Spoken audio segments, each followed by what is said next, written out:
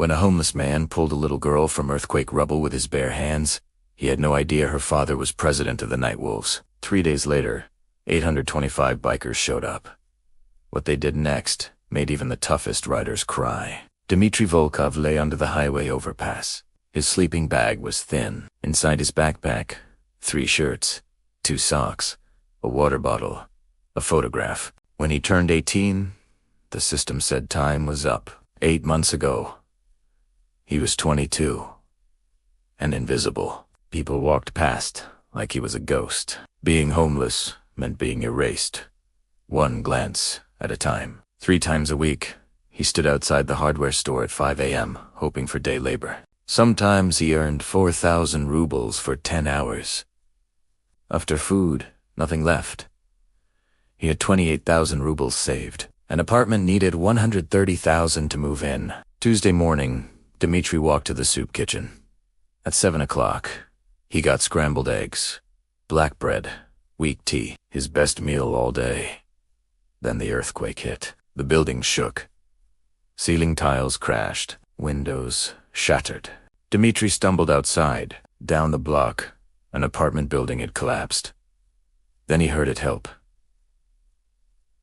"Somebody help me, please." Dmitry ran toward the Rubble. "Where are you?"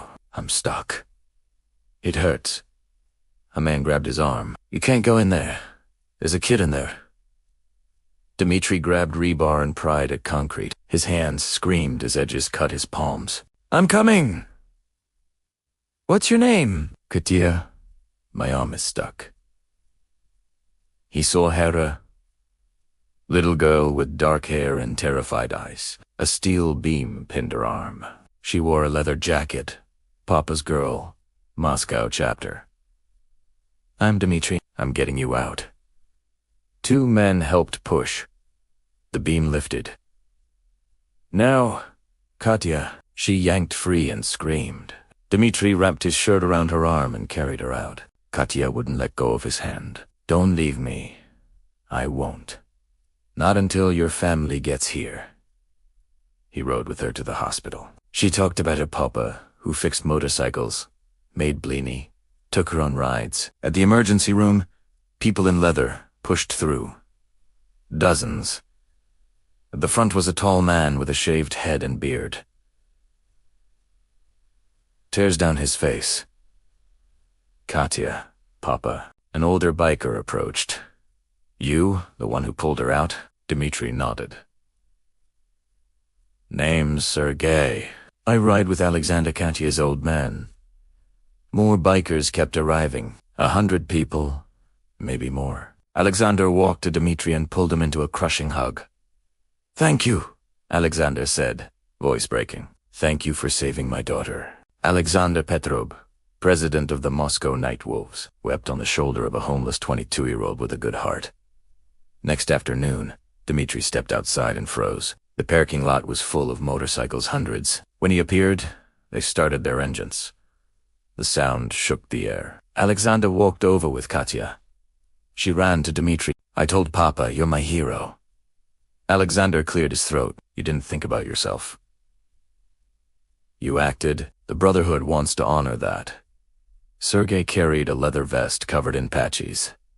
"This means you're family now. Never alone again." Another biker stepped forward. "There's a job at Alexander's shop. It starts Monday. 100,000 rubles a month. We paid 6 months' rent on an apartment. Furniture tomorrow." Dmitry's knees went weak. "I can't let you do that." "It's done," Alexander said. For 8 months, he'd been invisible. Now people were giving him back his life. "Why?" Alexander put a hand on his shoulder. "That's what family does.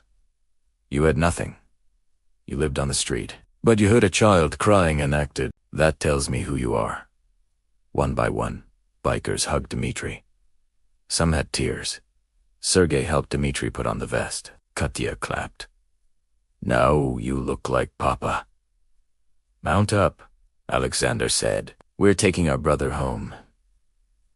The procession pulled out 825 motorcycles like a river of chrome and leather. They rode through Moscow. People lined sidewalks, waving and cheering. Dmitri held on tight. He had a vest that meant he belonged, a job Monday, an apartment, people who would answer if he called. For the first time in 8 months, he wasn't invisible. They stopped at a small building. 3rd floor, 3B, Alexander said, handing Dmitri a key. Yours, Dmitri unlocked the door, small but clean. A couch, table, bed, a refrigerator stocked with real food. Dmitri walked to the window. All those motorcycles. All those people. Katya tugged his hand. Do you like it? Dmitri knelt. I love it. Thank you. You saved me, Katya said. Now we saved you. Alexander stood in the doorway. We take care of our own, Dmitri. Your family now. You never sleep on the street again. Never go hungry. Never face the world alone. We got your back, bruh. Always. Outside, motorcycles started up, their roar filling the evening like a promise. Dmitri stood at his window in his new apartment, wearing his vest, surrounded by his new family, finally understanding what it meant to have a place in the world.